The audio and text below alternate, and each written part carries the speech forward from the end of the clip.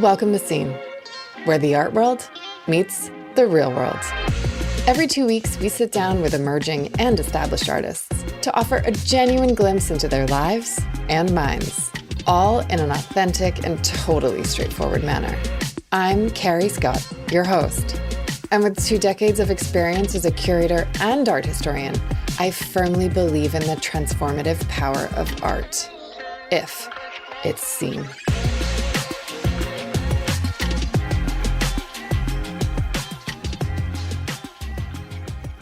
Have you seen Spring Break Jake's work? Otherwise known as Jake Kenobi, his work is raw, emotional, entirely his own. With a background in graphic design and roots in the snowboard industry, he's carved out a practice that feels different. He's blending branding, chaos, emotion, and big topics like insomnia and mental health all into a kind of palatable aesthetic. I got to meet him because he booked a one-to-one consult with me, and I was so interested in his work and his practice and excited by the aesthetic that I asked him to do an interview together because I wanted you all to see his work. He's open and honest and the furthest thing from Spring Break. Each piece feels like a diary entry, layered, textured, emotional, vulnerable. I loved this conversation with him. I love where he's going with the work. I'm excited to follow this guy's career and see what's next. Jake's work ultimately captures the space, the liminal space between paradise and darkness. And I loved talking to him, and I think that you'll enjoy hearing from him too.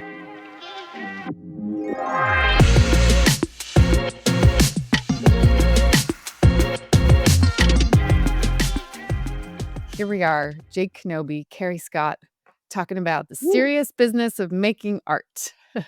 Very, very serious. Very If there's one thing serious. about me, I take it very seriously. Well, I mean, we know you do, Spring Break Jake. We got we Yeah, gotta you can tell. we gotta start there. We gotta start there because the first time we met, I think it took me about 10 minutes to pluck up the courage to be like, "Can we talk about why are you Spring Break Jake?"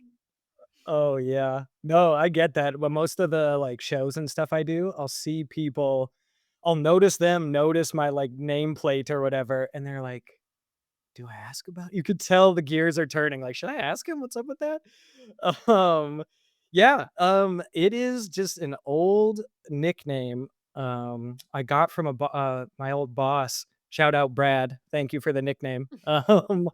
But yeah, he gave me that nickname probably like 12 some years ago now, and funny enough, I hated it at first. I definitely got it after, just a looser night in my youth, you know? But then it really kinda came to just, like, represent what I wanted to do and, like, the type of, like, imagery I wanted to use, like, using tropical imagery to talk about, like, the good things in life and sort of have this positivity in my work.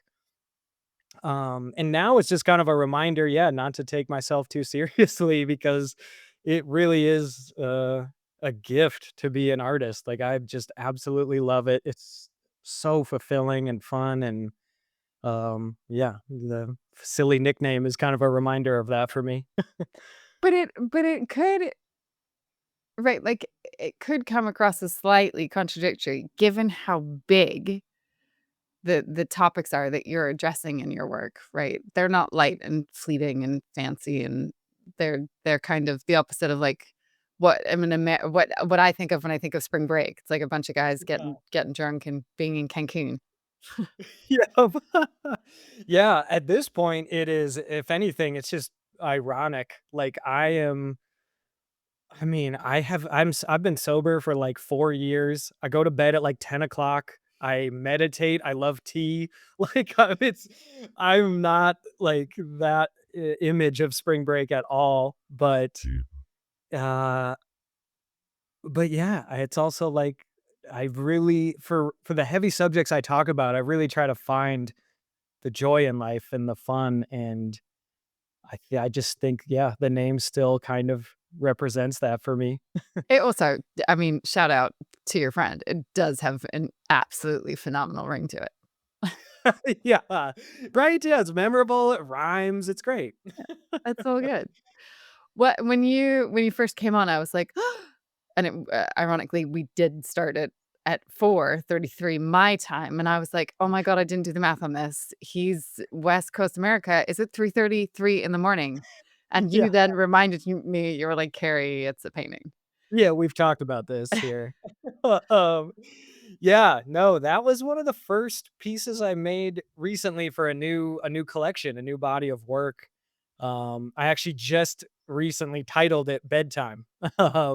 Because as we talked about before, yeah, this whole collection is about my sleep journey, if you will. I've had, a lot of issues with insomnia and just being a chronic night owl my whole life. Especially in those, I guess, younger partier days, and so, yeah, I'm just painted a clock I'm very familiar with seeing, I would say.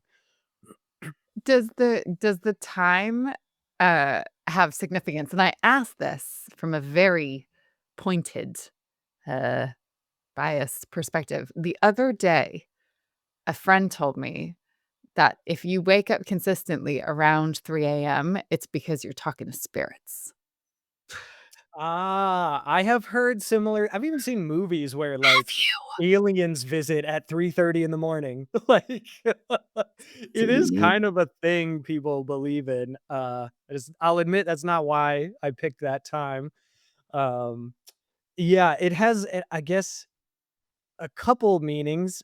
On the one side of, like, not taking myself too seriously, it's half of 666, and I thought that was funny.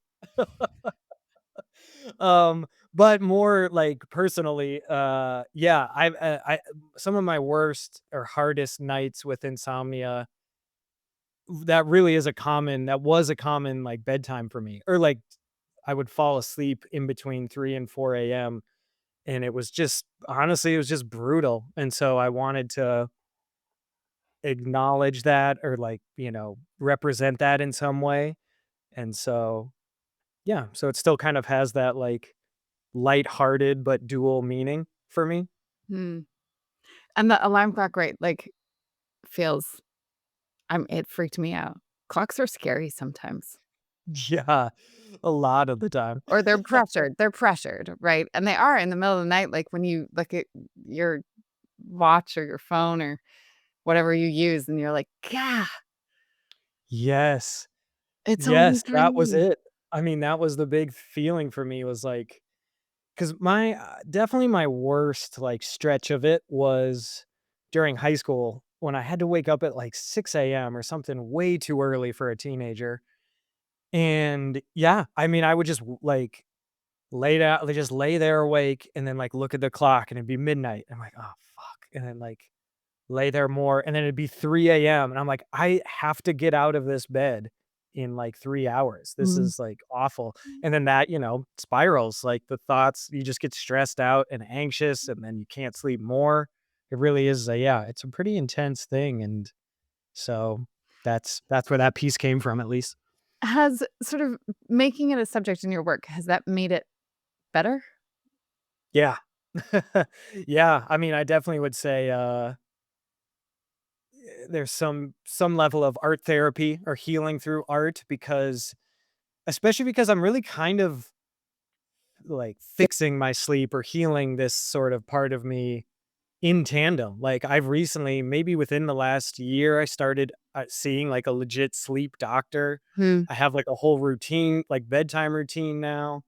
I started working out, which I have hated for the past 34 years of my life, and, like, I'm really trying all these things to get great sleep, because it's just become more and more apparent how much that affects my mental health, which all of my work thus far has been about mental health and accepting, kind of just trying to accept things as they are, but also that everything is temporary. And so this is just kind of an evolution of that, and recognizing the role sleep has played on my mental health.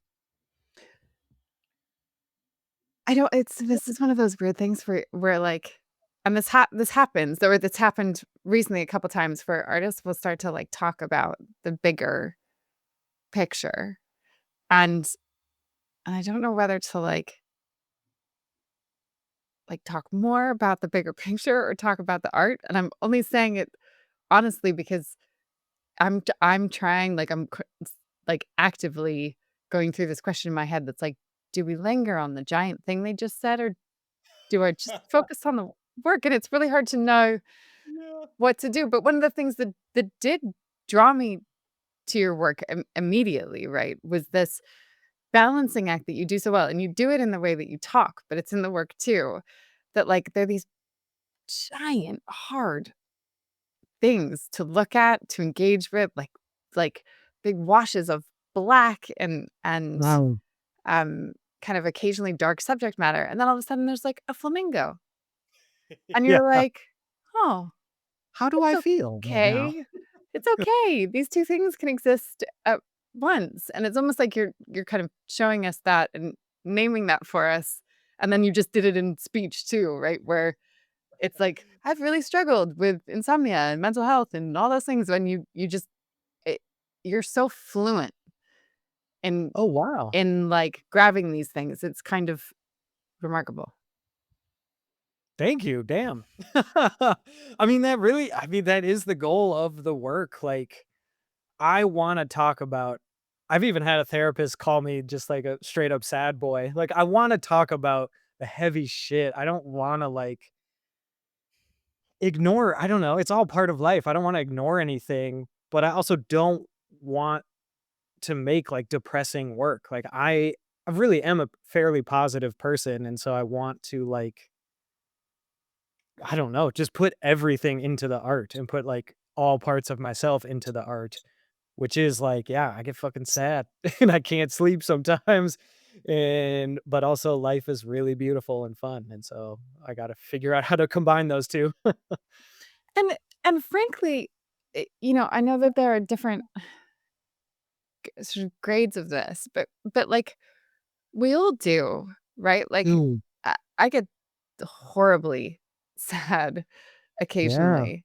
My kid is learning how to sleep, like, you know what I mean? Like, Yes. learning, and learning that if he doesn't fall asleep straight away, it's not the end of the world. He's 11, and it's Yeah. so like, these are you're touching on things that, and I know, right, there are grades and variations here, but it just these feel like things that we should address, I And guess, I'm is what I'm saying, and, like, this kind of anxiety around it maybe would be taken away if we did spring break it, like, we made it as common as yeah. Oh man. Yeah, totally. I mean, I'd say one of, if not the biggest takeaway from like, so I've been in therapy on and off for years. I mean, most recently, since I moved to Oregon, I pretty much got a new therapist right away, and I've been with her for like 7 years. It's been awesome.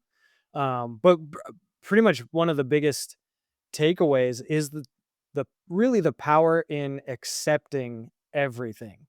Because as soon as like with sleep, as soon as it's like, "Oh, I haven't fallen asleep in 15 minutes," if you don't just, like, accept that that's what's happening, you're gonna spiral, and you're not gonna fall asleep for 3 more hours, and, like, it's the same thing with, like, what on the bad days, if you can just accept that you don't feel well one morning, the day will be a lot better than if you fight it and, like, get even more miserable thinking about how miserable you are.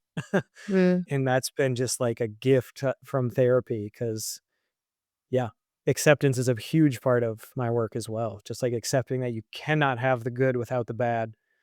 And I don't even know if we'd want to. The bad times make the good that much better. And like there's something to compare it against. It'd be kind of boring if we were just like high all the time. Like things would get dull. There's a place for melancholy in there somewhere. well, you And wouldn't, yeah, and you wouldn't have the highs, right? Without, I mean, yeah, I really do believe that. totally. They wouldn't be highs, they'd just be normal. Do you, and I might be reading too much into this, but, like, do you feel that you're kind of trying to normalize? So, let Hmm. me explain my thinking here. The Spring Break Jake You can't brand, get away from it. I can't, but it's because I think it's important, right? Like, uh, I remember getting to university and being like, culturally, I think that there is something not right about this. Like, Mm. we are drinking an awful lot, and to the point of, like, people are blacking out or puking or whatever, right? And you're, like, not so sure that that's entirely healthy. Yeah. And then friends, would go to on spring break and come back, like, broken, r Yeah. right? And that's totally fine. That's like society says that that's fine. Society applauds it, shows it, like, on and on and on and on. And yet, if you struggle with insomnia or depression or any mental health issue, until very recently, that has not been okay to talk about. Yeah. Yeah. And so there feels like there's this complete, you're like, hang on a second. Let's like look at the structures in which we exist. Yes. Oh, man. Yeah. Here, let's go down a rabbit hole, I guess, because yeah, I mean, 100%, like, vulnerability around everything is of really important for me, and yeah, there's so much yeah, I mean, so much is swept under the rug, like, I mean, so, like, it's not as prevalent in my newest work, but, like, I'd paint a lot of just straight up skulls and skeletons and images of death, again, because that's a subject that is so people try as hard as they can not to think about it and ignore it and avoid it, and it's, like, one of the only things we all have in common. We're all born, we're all outta here, you know? So, and it's the same thing, I think it makes life more meaningful, like, if we lived forever, we'd just get bored as hell, there'd be no motivation to do anything. Um, yeah, but so, around these subjects, like, it started for me with honestly, with looking at masculinity. I just had gotten to a point where I was like, "This isn't healthy." Like, bottling shit up and the way, like, men are only allowed to show anger, really, sometimes not even joy. Sometimes people think joy is feminine, like, I was like, "This can't be right. This can't be good. This can't be healthy. This is only making everyone's mental health worse." And so that's been a big thing for me. I don't actually talk about it as much in my art, but it's really where a lot of this started was, like, learning about my own masculinity and why I felt so scared to talk about, like, mental health. Like, I remember when I was a kid, my first therapist was a guy, and I just, like, I didn't wanna open up to him. It was so uncomfortable. I was also 15, so I was like, everything was just embarrassing to me. But, but yeah, like, so I think even going back that far, I've been curious about why and, like, yeah, trying to not eventually, I mean, just ultimately, like, trying to not be that way as a man, um and then, yeah, when I wanted to, like, make work about 'cause I have an illustration background, and so my kinda style came from that, like, I just enjoyed drawing, like, skulls and palm trees and things, but, as I just drew more and more and was making more work and I realized I wanted to have actual, like, meaning and messages in my work, it just, like, I there was no other way to go but vulnerability and talking about mental health. I just knew that was important to me, and that's what was gonna come out. I mean, thank goodness you landed on it. I mean, right, it's also never been I mean, never, can I say that? It's always been really important. It feels like extra important right now in the minute that we find ourselves in. Um, Yep. like, I mean, and that's all I'm gonna say on the matter, and We can get into it. everyone knows where I stand. But, as a mom of 2 boys too, right? Like, watching watching their masculinity and their testosterone become a thing, Yeah. it is wild. Um, yeah, God, the journey, right? This whole life thing, it's kind of giant. I got Yeah, I know. There's really no good way to, like, talk about it succinctly, I guess, like, it's big and, like, there really aren't necessarily answers to a lot no. of things, I mean, for me, like, yeah, as far as I could tell, I think an answer an attempt at an answer is encouraging like a just new view of masculinity because I mean, I know this is a very specific lens I see the world through, but I feel like it's behind everything.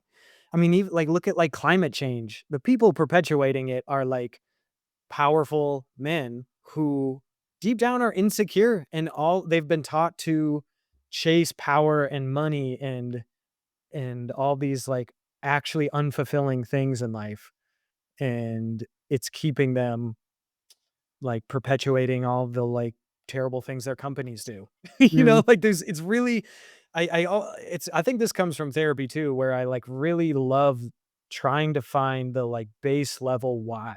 Like it started with me like okay, why the hell am I the way that I am? Like, where did this come from? So we like dig into childhood and like ways of thinking and all this stuff. And then I can't help like turning that lens on everything. I'm like, why is there climate change? Like we have solutions to this. What's going on? And then like, oh, it's like this internal stuff with all the people perpetuating it and all these like, yeah, it's been an interesting an interesting way to see things, but I can't help it now. And how about art as part of your why? Um, I liked it when we do artist consults and you and I got to do one together, but, Yeah.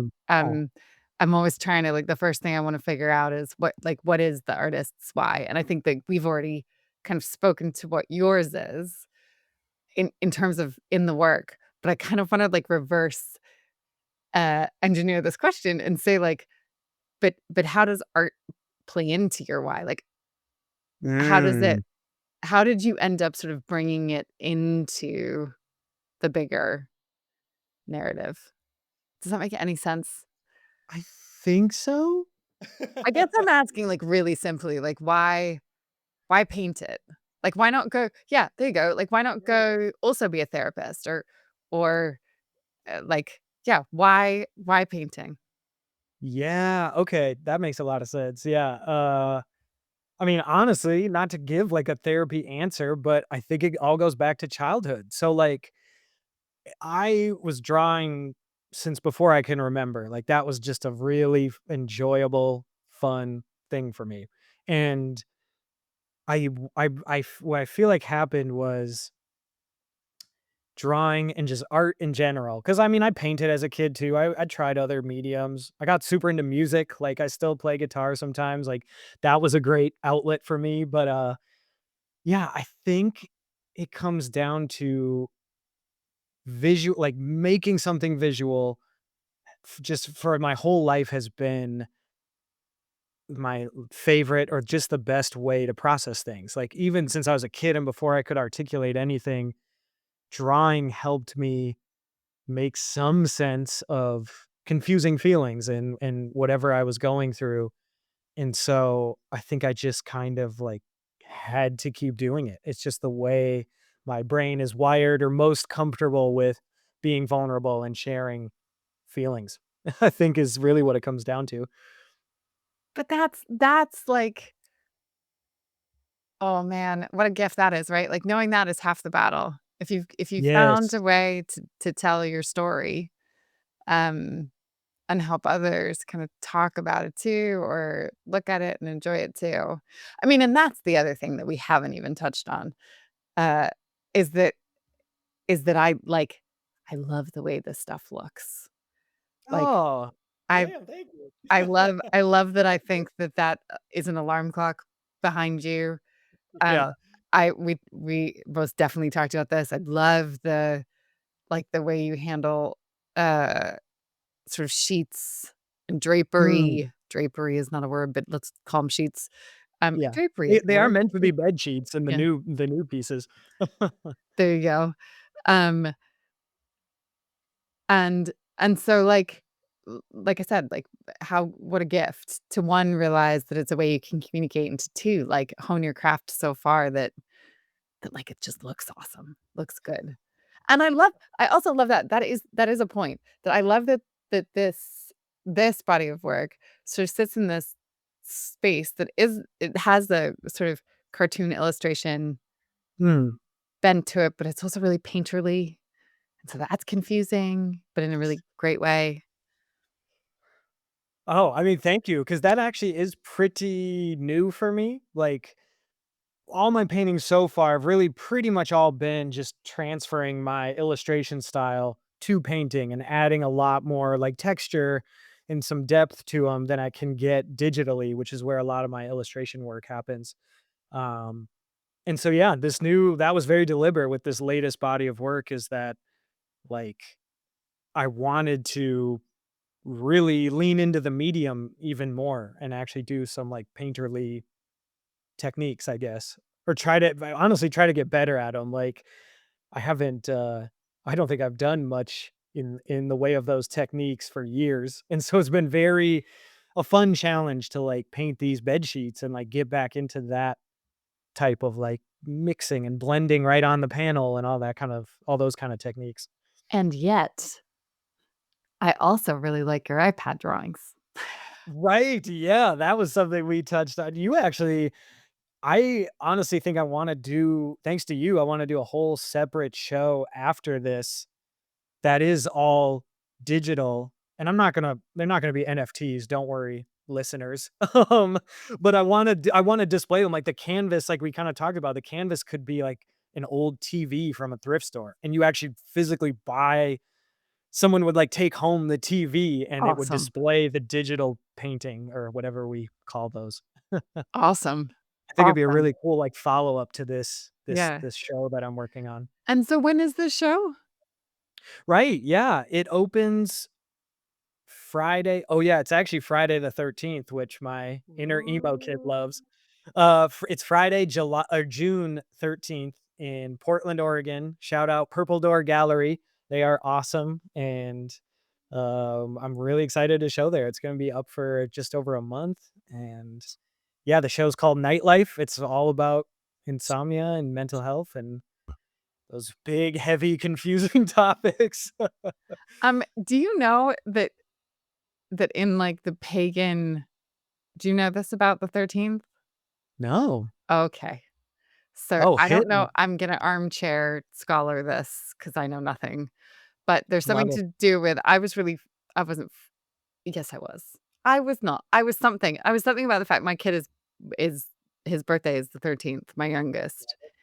Um, and so I was like, "I'm gonna need to understand why, like, why does everyone hate Friday the 13th? What is the problem? Was it Yeah. just that one movie, or is this, like, a thing?"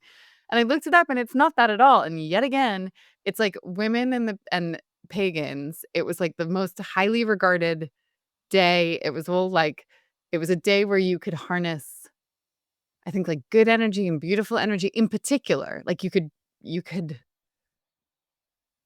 like, harness feminine energy in particular. That's what it was. It's feminine energy in particular, and of course, that freaked out everybody, and Oh so Friday my the 13th became a bad thing. So, in fact, Jake, this day is perfect for you and your opening. Wait, can I just vent for a hot why does everything, if you look into it far enough, it has a terrible history. Like it used to be this beautiful like women's empowerment day and now it's evil and like, oh my god. Yeah, Of course. had Of to flip course. the script on that one, didn't They they? have to. Yeah. Yeah, Well, honestly, thank you for telling me that. That does make it way cooler in my mind. right? Feels quite auspicious. There you go. Yeah, I It's a love good it. one. It's a good one. Well, on that happy note, because I am determined to try and keep these to Right. bite size. Um, to anyone listening, they can obviously go to springbreakjake.com to see your work. Yes.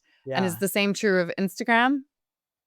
Almost. Instagram is at springbreak.jake. Oh, the dot. Who I know. does someone else have Spring Break Jake? Yeah. Do we need to I've go have after them? maybe, yeah, if ever no, actually, no, wait, I don't No. wanna send, like, the internet. Don't DM them, it's fine, I don't care. I haven't looked in a while, but last I checked, they hadn't posted in 3 years, and I'm just like, "Give me the handle." Give me the handle, man.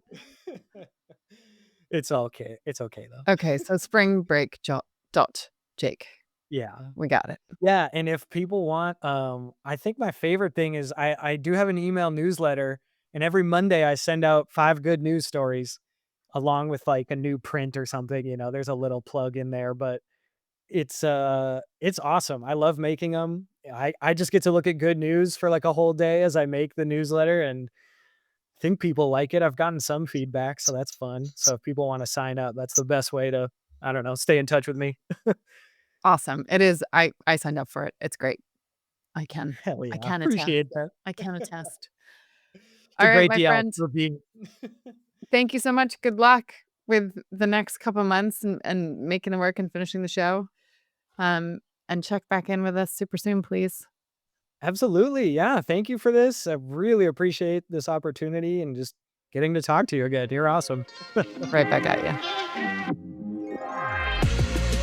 Thanks for listening to this episode of the Scene Podcast.